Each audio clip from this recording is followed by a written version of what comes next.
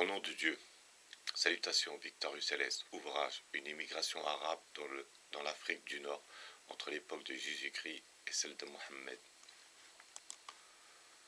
Parmi les mouvements de population qui se sont produits dans le nord de l'Afrique, il en est un dont les historiens modernes n'ont pas parlé, parce qu'ils le croyaient imaginaire. Il s'agit d'une migration de tribus arabes assez nombreuses qui sont venues de Syrie en Afrique, entre l'époque de Jésus-Christ et celle de Mohammed.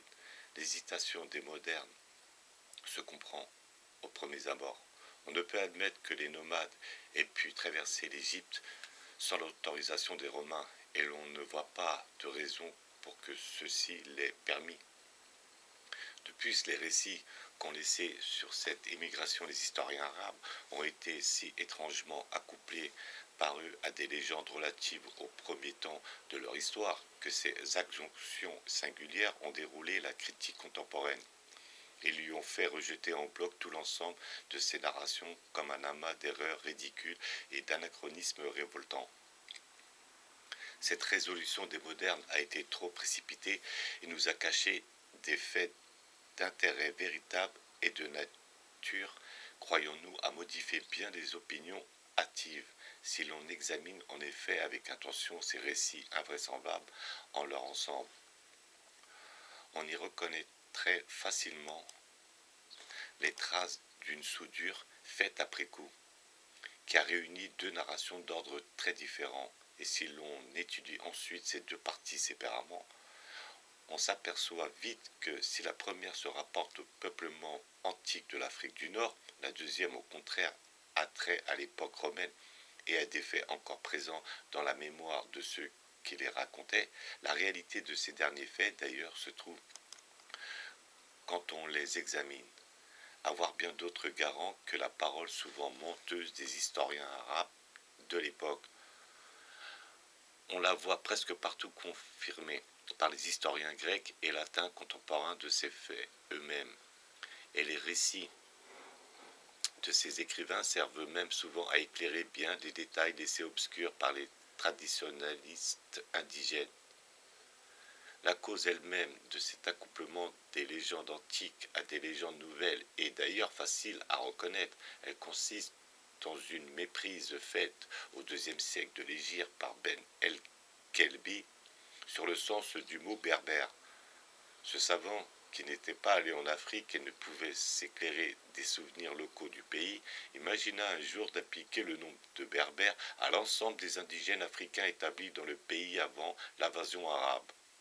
Et son exemple fut aussitôt suivi par des autres écrivains musulmans. Il s'ensuivit que tous les récits qui jusque-là avaient été faits sur les Berbères par les soldats de la conquête furent appliqués à tous les indigènes du Maghreb, et que les détails qu'on avait recueillis sur l'arrivée des Berbères en Afrique furent tout naturellement reportés au peuplement primitif de cette immense région. La plus légère attention aurait dû faire remarquer au moins savants de ces écrivains que des récits où il était fait mention des Romains comme maîtres de l'Afrique ne pouvaient s'appliquer au temps de Josué ou de David, mais la critique arabe n'a jamais pu s'élever jusque-là.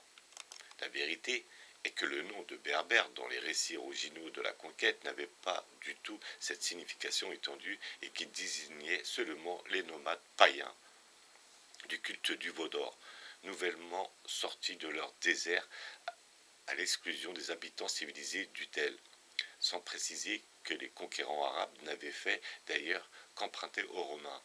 Sous l'Empire, en effet, l'Afrique était habitée par trois classes bien distinctes de population.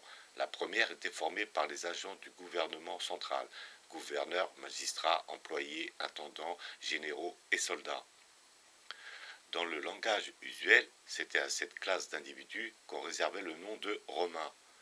Quant aux provinciaux habitaient sédentaires et à demeure du pays, on les appelait usuellement Africains, absolument comme nous appelons dans la conversation Normands et Bourguignons, les citoyens français nés et établis en Normandie ou en Bourgogne. Cette classe formait la grande masse des habitants. En effet, elle ne se composait pas seulement des fils des colons romains venus d'Europe, au temps de César et d'Auguste, ni de la descendance des employés et des militaires qui avaient pris leur retraite dans la province, ni même de cette nombreuse population phénicienne que la victoire de Scipion avait laissée maîtresse paisible de ses ports maritimes et des villages de la Gitane, tous ces éléments n'en formaient que la moindre partie. Le gros de cette classe avait pour ancêtres les anciens Libyens, habitants autochtones du pays, que Rome avait en Afrique transformés en Romains, comme elle l'a fait en Gaule de nos pères. À force de volonté, de soins, de temps, de persévérance, la maîtresse du monde se les était assimilés et leur avait fait adopter les lois, les usages, les mœurs, la langue, les intérêts et les sentiments de la métropole. Quelques groupes eux-mêmes, que leur habitat désert ou montagne avait empêché d'accepter tout à fait la façon de vivre des Libyens romanisés du tel, avaient pris à la civilisation romaine tout ce qui était compatible avec leur genre d'existence obligée, et notamment la religion officielle de l'Empire, qui, dans les derniers temps, était le christianisme. La troisième classe des habitants de l'Afrique se composait de cette horde nomade et farouche qui promenaient leurs troupeaux sur les confins du grand désert et que l'Empire n'avait pas eu le temps ou la force de romaniser. La civilisation n'avait pas entamé ces sauvages que leur pauvreté et l'infertilité de leur domaine condamnaient d'ailleurs à vivre de pillage et qui étaient dès lors des ennemis obligés des laboureurs romanisés du tel. La guerre que ces nomades avaient fait de tout temps sur les confins extrêmes de la province était devenue peu à peu dans les derniers moments, grâce à l'affaiblissement progressif du colosse romain, une guerre de conquête. Et lors de l'invasion arabe, ils avaient fini par se rendre maîtres de presque tout le pays ouvert et par renfermer les garnisons impériales dans les villes fortes, dans les ports et dans les cantons peu étendus contigus à Carthage. Ils avaient du reste apporté dans les régions cultivées leurs habitudes du désert et vivaient sous la tente, autour de grandes villes, au milieu d'immenses troupeaux. Ces tribus barbares étaient d'ailleurs de races différentes.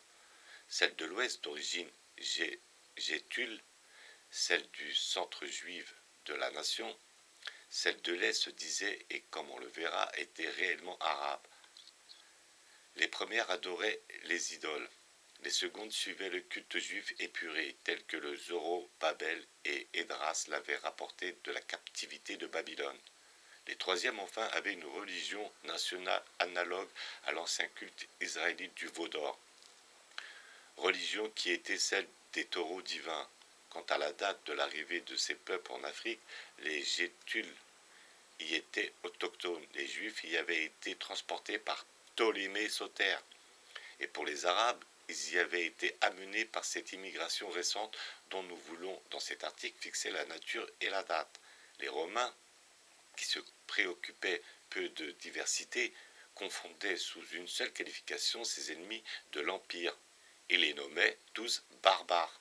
Ainsi donc, Romains, Africains, barbares, telles étaient les trois sortes de peuples qui existaient au Maghreb quand les cavaliers musulmans envahirent cette contrée.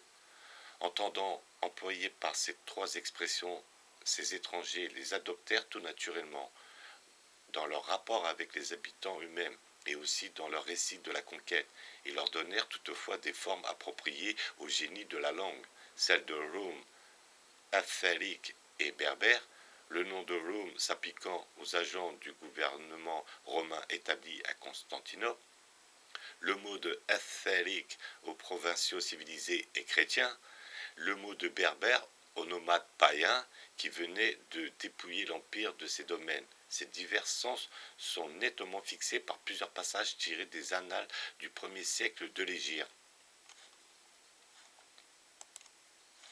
Une fois qu'on a rétabli dans sa signification originelle le sens du mot berbère, tout ce qu'on dit sur le peuple qui est nommé ainsi, les premiers conquérants arabes se trouvaient éclaircis tout d'un coup. Ces conquérants, en effet, n'eurent d'abord affaire, en fait, de nomades, qu'à ceux qui occupaient les déserts orientaux du Maghreb. Et ce fut ceux-ci qui recueillirent les traditions nationales, qui leur fut raconté en ces termes. Ouvrez les guillemets. Nous sommes originaires du pays des Arabes. À une certaine époque où nous fûmes chassés de ce pays, forcés d'immigrer vers l'ouest, nous aurions désiré rester en Égypte, mais les Égyptiens s'y refusèrent et nous obligèrent à passer dans le Maghreb. Là, nous eûmes affaire aux Romains, nous leur fîmes la guerre. À la fin, ils furent vaincus et durent évacuer le pays pour passer en Sicile, en Italie, à Majorque et en Espagne. Quant aux Africains, ils ne les suivirent pas et restèrent. Ils étaient devenus les sujets des Romains en vertu d'un traité, telle étant leur manière d'agir envers ceux qui subjuguèrent leur pays. Par la suite, la paix fut conclue entre nous et les Romains. Nous leur permirent de rentrer dans les villes à la condition que nous restions en possession du pays ouvert. Nous habitâmes donc ces campagnes en y continuant la vie nomade et pastorale sous la tente. Ce récit qui résume l'histoire des Berbères pendant 400 ans est d'une exactitude presque absolue, car on en trouve la confirmation dans les auteurs grecs et latins contemporains des divers faits qui y sont relatés, à l'exception d'un seul que ces auteurs n'avaient pu connaître, mais qui trouve ses preuves ailleurs. Je veux parler de l'origine de ces Berbères et de leur passage en Afrique. C'est déjà pourtant une première garantie de l'exactitude de ce fait, que de le voir compris dans un récit dont tous les autres détails sont exacts. En bonne critique, pour avoir le droit de le supposer faux, il faudrait pouvoir lui opposer d'autres faits contradictoires. Or, il n'en est pas ainsi. Tout au contraire, s'accorde à le confirmer, du moins en ce qui concerne la principale tribu, qui était la souche de presque toutes les autres. Cette tribu, en effet, portait un nom arabe, professait une religion arabe, et depuis ça avait semé sa marche des fractions retardataires, dont la position jalonne la route qu'elle a suivie, et donc la ligne non interrompue commerce aux confins même de l'Arabie. Ces peuples-là se nommaient les Louata. Sous Justinien, elles étaient à la tête des tribus nomades, qui combattaient l'Empire et qu'elles conduisaient victorieuses jusque sous les murs de Carthage. Un général byzantin, Jean Tronglita, la rejeta dans le désert. Cette dernière phase de la lutte a été le sujet de la Johannide, poème latin composé par Cresconius Coripus, et ce poème nous a donné des renseignements détaillés sur les mœurs des nomades, leur façon de combattre et sur la religion des Luwata.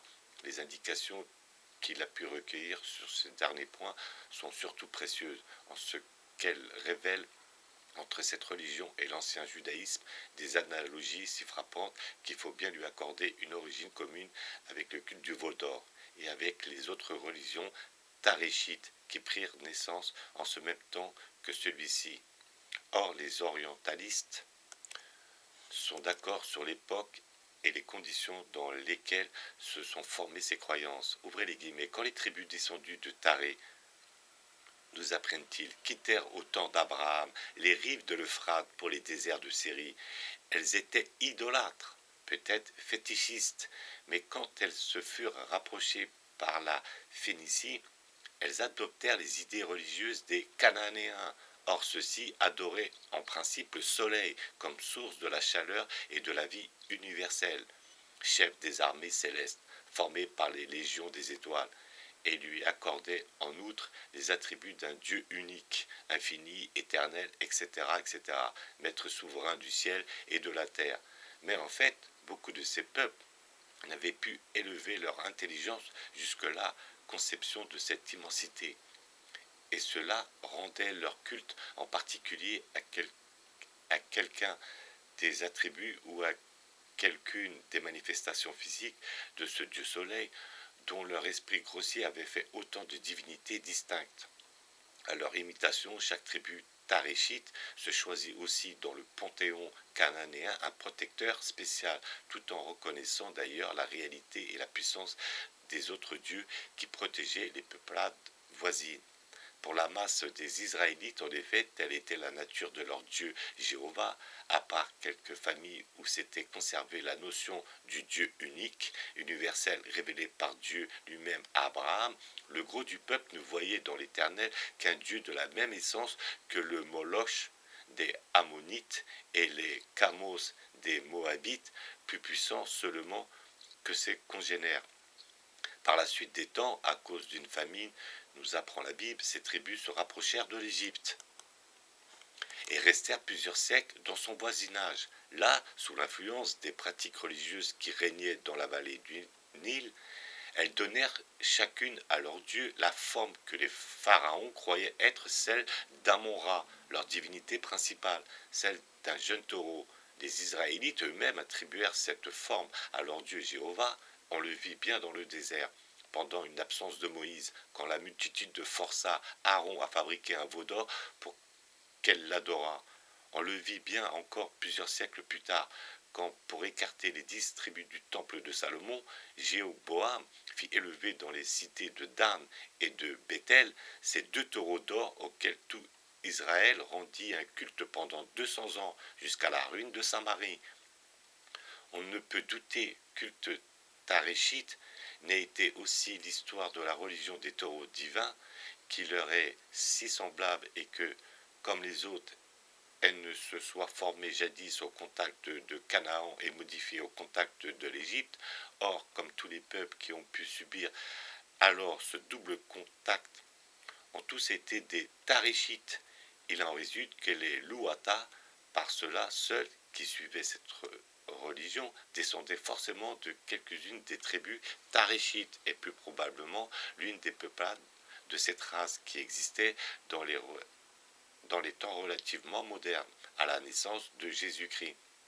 Or, à cette époque, l'histoire en cite encore 4, sans compter les Juifs, savoir les Édomites, les Moabites, les Ammonites et les Amalécites. Cette remarque a son importance car c'est tout justement à l'une d'elles, à celle des Amalécites, que les Berbères, d'après une de leurs traditions, prétendaient rattacher leur origine. Et cette opinion trouve un appui inespéré dans ce fait que les Amalécites habitaient au sud du pays de Séhir, c'est-à-dire dans le voisinage absolu de l'Égypte, et que par conséquent ils étaient tous aussi bien à portée que les bénis Israël dans le pays de Géshen, de se laisser influencer par les pratiques religieuses du peuple égyptien. Faute de renseignements contradictoires, c'est donc à cette opinion que nous croyons qu'on doit se ranger, parce qu'elle est possible et vraisemblable, et de plus appuyée de traditions nationales recueillies dans des temps où les souvenirs de ces nomades n'avaient pas pu encore s'altérer beaucoup.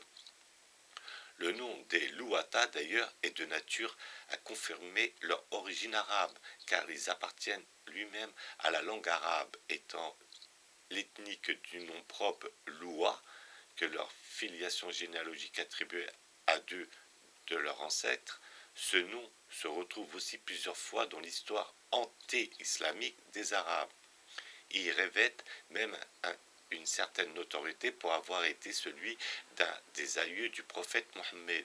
Une autre preuve que les Louata sont arabes, c'est que dans leur marche de Syrie à Carthage, ils ont laissé des fractions dans la ville du Nil, dans la vallée du Nil, aussi bien que dans la région des oasis dans le pays de Gatabat-Mès, dans la Cyrénaïque, dans la Tripolitaine et dans le pays de Cabès.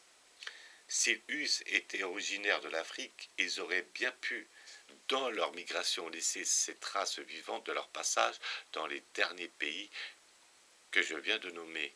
Mais ils n'auraient pas laissé en Égypte, puisque ce pays eût été, dans ce cas, en deçà de leur point de départ. Quant à la date du passage de ces taréchites en Afrique, elle doit se circonscrire entre 2 dates assez rapprochées.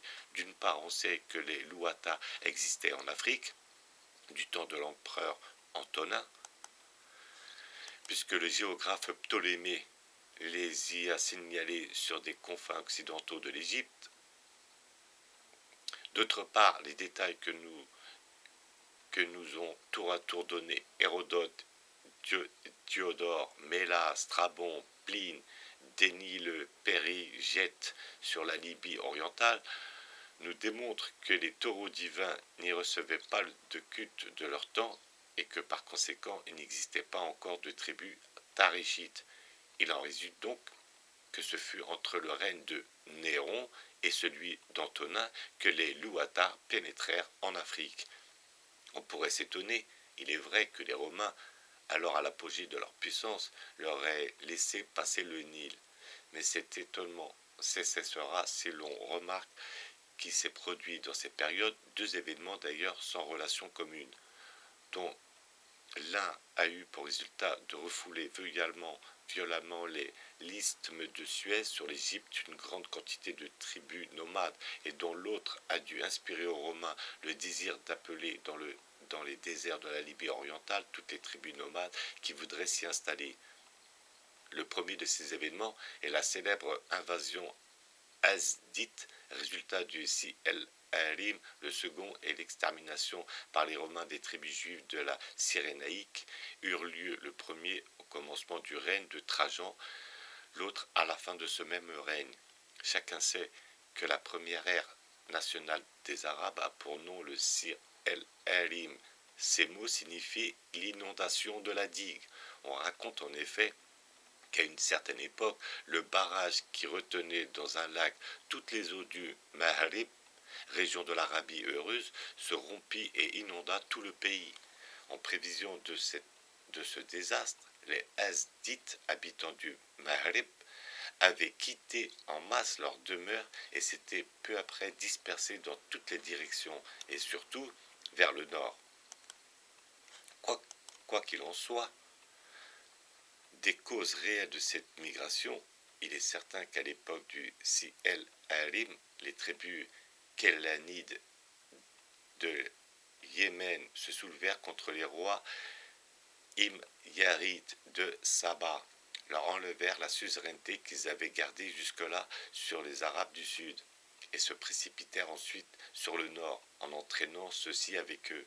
L'invasion ne s'accomplit pas sans combat. Les tribus attaquées résistèrent vigoureusement pendant 2 générations, mais finalement, une nombreuse population hasdite s'étant emparée de l'Arabie pétrée, après avoir chassé les premiers occupants, ils y fonda le célèbre royaume nomade de Ghassanide.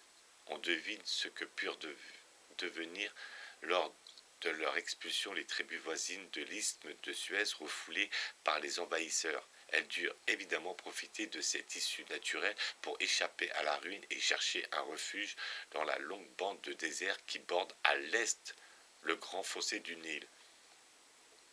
La date de cette révolution a été inexactement fixée par les Arabes, qui n'ont pas hésité à faire remonter l'inondation d'Arim jusqu'à l'époque d'Alexandre le Grand.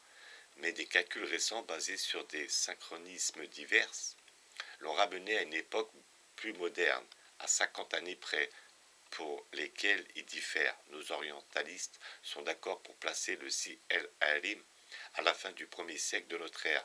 Mes propres recherches lui donnent pour date l'année 35 ou 40 de ce siècle, ce qui fait tomber l'invasion hasdite vers l'année 95 ou 100 après Jésus-Christ, c'est-à-dire au commencement du règne de Trajan. Peu de temps après, en l'année 113, ce prince déclara la guerre au roi des Parthes, Cosroès. Celui-ci souleva aussitôt contre les Romains tout ce qu'il y avait de juifs. Sur les domaines de l'Empire, où ils étaient nombreux, surtout en Syrie, en Égypte et en Cyrénaïque, et à Cypre, c'est-à-dire dans les pays où les avait transplantés auparavant le roi Ptolémée Soter, dans la Libye orientale principalement, ils formaient des tribus nomades assez puissantes qui occupaient des déserts de la Cyrénaïque. Tous ces peuples nourrissaient en silence une haine profonde et furieuse contre les Romains, encore exaspérés par la ruine de Jérusalem, par l'incendie du temple, par les cruautés épouvantables commises par les Vespasiens et par Titus après leur victoire, et coururent aux armes. À rien qu'en Cyrénaïque, ils massacrèrent dès le début de leur révolte plus de 200 000 hommes, en y ajoutant comme représailles d'atroces raffinements de supplices. Après plusieurs succès, ils furent enfin vaincus par Mattius Turbo, l'un des grands généraux de l'Empire. On peut deviner à l'atroce conduite des Juifs pendant leur révolte l'impitoyable dureté avec laquelle ils furent ensuite traités. Toutes les tribus que les Romains purent atteindre furent sans nul doute exterminés, et n'en survécut que des fractions qui purent s'enfuir vers l'ouest dans les déserts de la Mauritanie. Le vide fut fait dans leur pays de parcours. Il est donc permis de supposer que pour les empêcher d'y rentrer après la retraite des armées romaines, Turbo put avoir la pensée d'y attirer les tribus taréchites que l'invasion hasdite avait refoulées et resserrées de l'autre côté du Nil. Les taréchites y auront porté avec eux leur religion nationale des taureaux divins. Ainsi donc, tous accordent la tradition nationale qui fait de ces peuples des Arabes leur nom qui est arabe, leur religion qui est arabe, les traces de leur marche qui part des confins même de l'Arabie, des, des circonstances extérieures rendant leur migration vraisemblable. Que faut-il donc de plus pour qu'on ait le droit de considérer comme vrai un fait qui n'est pas contemporain? Nous croyons donc qu'on peut admettre ce mouvement de population comme authentique et qu'on doit l'inscrire sans défiance dans la liste des faits historiques de l'époque romaine.